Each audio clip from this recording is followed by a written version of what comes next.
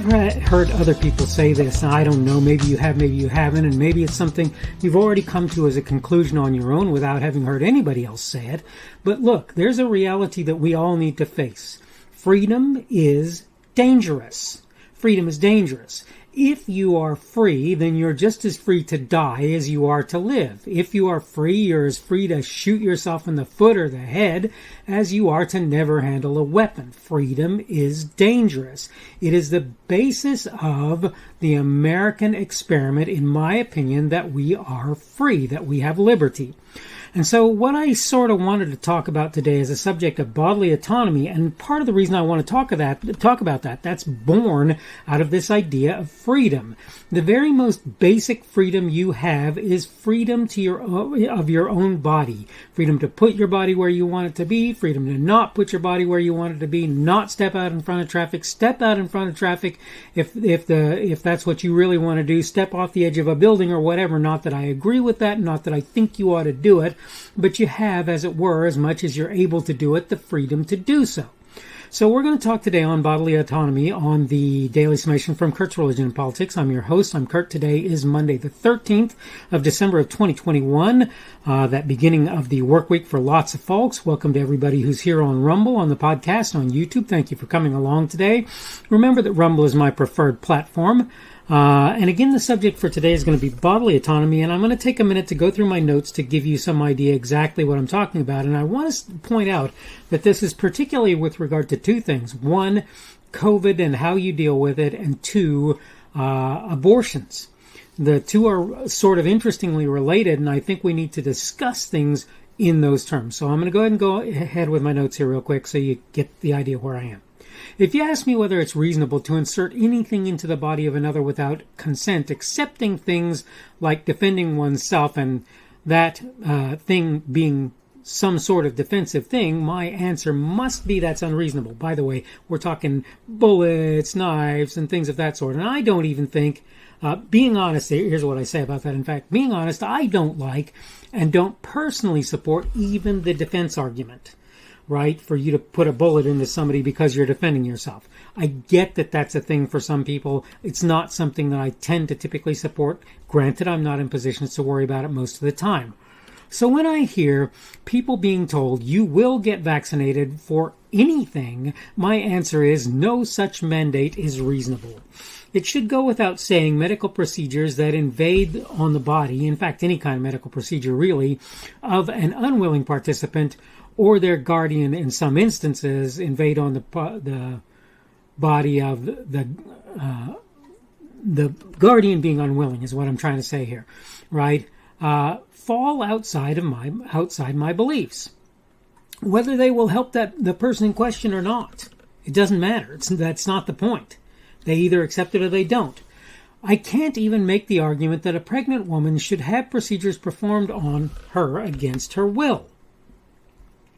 Here's where things get a little weird. If a woman with a baby inside her refuses some medical procedure and it results in the death or injury of that baby with exceptionally low potential for harm to the mother, I question whether the situation should be examined to determine whether the mother is culpable for the death or injury of the baby. To be clear, I'm not saying that should be the presumption. It should be far from it. It should be something to consider, but not something that's necessarily presumed. When you're pregnant, even if the other parent is a rapist, you can't say the child is at fault for being conceived. As soon as the baby is conceived, the entire argument of my body, my choice dies, in my view. There are some certain instances where you can make that argue. I don't really believe in them for the most part. Some very, very extreme ones which are not typically prevalent, I can sort of get behind. Whether or not you like it, there are now two lives to think about, not one. Is the baby viable? Was Christopher Reeve after his accident? Was Stephen Hawking for most of his life? I talked about viability and how it's abused in a previous video. Fact is, even when it's not, it's a bad argument. Even if you supposedly consider it reasonably, it's a bad argument. it shouldn't be a factor in decisions about the right to survive.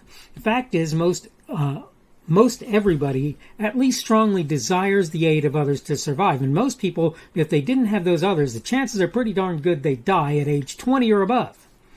The argument that the baby is, quote, living rent-free in the mother, end of quote, is like arguing you should be able to cut out someone's heart for the same reason as I see it. It's a living, and in fact, it's worse, because it's actually a sentient living being as opposed to an organ, right? Why can't I just cut out that organ? It's living rent-free in your body. No, it's doing a job, right? Yeah, okay, I get it. You can make that argument. It's true. That's all the more true when you consider generally after birth. So long as they're fed and otherwise attended and not even by the birth parent, that child is likely to live until some future situation results in death. And hey, that's for all of us, right? Do I agree with my body, my choice under reasonable circumstances? Absolutely. Now, I'm done with my notes, so let me go ahead and get on with other things that I need to be talking about in this video. Look, you can make the argument that a mother who chooses to, quote, abort a baby because the mother and the child are in danger as a result of the child growing inside the mother is a reasonable thing. Ectopic pregnancy is something that a lot of people like to use for that. And the reality is the baby is probably not going to survive that unless you can get the baby to travel down the tube, which is unlikely, right? Because usually they're too big by that point, by the time you know that that's happened. But my point is, in most circumstances, in most abortions that happen anywhere in the world, that is not why they happen. It is a matter of the mother choosing convenience over the difficulty of raising a child. That's what it comes down to. It isn't because their health is in danger as a result of having children. You could say their mental or emotional or psychological health, spiritual health is in danger, but the truth is it's at least as much in danger by taking that baby's life when they come to the conclusion that they've done something that was wrong for them to do. So you say that they're in danger spiritually, mentally, emotionally, etc., for the fact that they're going to have a baby when they're young or whatever. I say that same argument can be made if you take the life of that child. So really, if there's anything that we're talking about, it's physical health. And for the most part, that is not why babies are aborted. It just isn't. So this idea of my body, my choice is kind of silly when you consider, no, it's not just your body, it's your body and the body, life, if you will, of a child living within you. And it's an inconvenience, and it's something that may make it so that you have a harder time doing school or doing work or whatever it is that you're doing. I get that. I understand that. And by the way, I'm a great fan of the idea of allowing a mother to give up their baby at birth. Though truthfully, I'm an even bigger fan of abstinence, which I know a lot of people will argue is not a valid thing because people don't do it. But, the same thing is true for people breaking the law in various ways, right? If a person decides they're going to rob a store, you don't make the argument that robbery should suddenly become legal. That's not how that works. I don't care why you think you're doing it.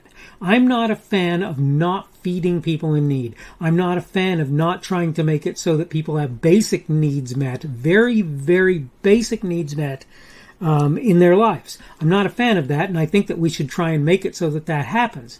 That said, the way to solve that is not theft. And the same thing applies to me where abstinence is concerned. The way to solve the fact that people will not abstain is not to say, oh, well, they're not going to abstain, so we'll make it so that that's an acceptable thing that they don't abstain. You still should be saying that's wrong. You still should be doing that. I don't care if you like it or not. Okay. I'm here at this point where I could be talking about this for a long time to come, and I really need to wrap up, so allow me to do that. This is the Daily Summation from Kurt's Religion and Politics. I'm your host. I'm Kurt. Today is Monday, the 13th of December of 2021. That means tomorrow will be Tuesday, the 14th of December of 2021, working ever closer to that end of the year. And again, today is that beginning of the work week, so tomorrow will be working closer, believe it or not, to midweek. They go so fast. They just go so very fast. Thank you for joining me on Rumble, on the podcast, and on YouTube. Remember that Rumble is my preferred platform. You can give me a boxing glove or a plus on Rumble if you want to indicate that you like what I'm doing and think that it's valuable and worth your time. You can give me a minus if the opposite is true on Rumble. You can give me a thumbs up or a like on YouTube to show that you like my content or that you think it's worth your time and so forth. You can give me a thumbs down or a dislike on YouTube if you do not like what I'm doing. On any platform where I put my content, if comments are available, you can always comment, and I'll do everything that I can to look at your comment, try to understand what it is that you're saying. If I believe it to be worthwhile, I will work very hard to do that. And if I feel it's a reasonable thing, I will respond as well if I have something that I feel needs to be said.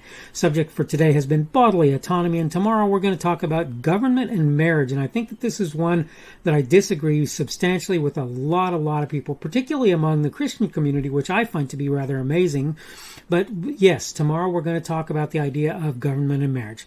Hope you're having a good day today. Hope everything is going well for you, and it would be a wonderful thing if you chose to tune in on Tuesday's edition of the Daily Summation from Kurt's Religion and Politics.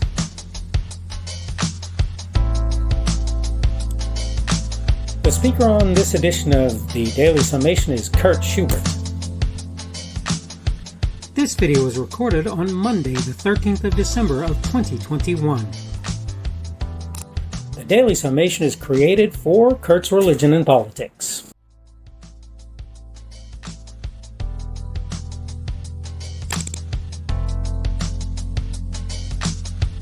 Thanks for watching this edition of the Daily Summation from Kurt's Religion and Politics. I hope you found it entertaining or instructional, or maybe both. If you want to see more from me, you can go to blogs.kpschubert.com. That's blogs.kpschubert.com. I am on Twitter, Parler, and Minds.com. My handle on each of those is @kpschubert. That's @kpschubert. I have a Rumble and a YouTube channel. They are the Kurt's Religion and Politics channels on Rumble and YouTube. I have a Facebook page. The Facebook page is Kurt's Religion and Politics as well. I am on Patreon. If you want to support me, that's one of the better places you can do that, and you will find me at Kurt's Religion and Politics on Patreon. I have a podcast. The podcast is podcasts with an S .kpschubert.com. That's podcasts.kpschubert.com. I think you should be able to find me with relative ease on Apple Podcasts, Google Podcasts, and Spotify as well. The best way I find to do that is to look for Kurt's Religion and Politics. You can try to use the Daily Summation. I find that it doesn't work as well as a general rule, but you can always try that. I'm glad to have you aboard today, and hopefully we will see you again tomorrow.